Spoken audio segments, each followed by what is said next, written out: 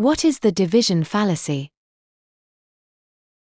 The division fallacy is the opposite of the composition fallacy and occurs when someone assumes that what is true for the whole must also be true for its parts.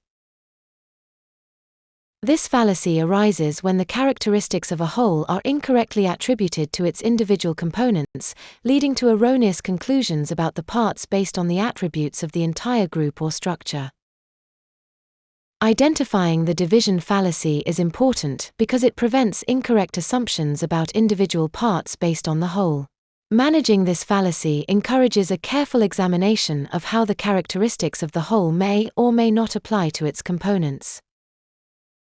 To address the division fallacy, evaluate whether the attributes of the whole logically and necessarily apply to the individual parts. Consider whether there are differences at the part level that might alter the characteristics when taken in isolation. Division fallacy. Examples.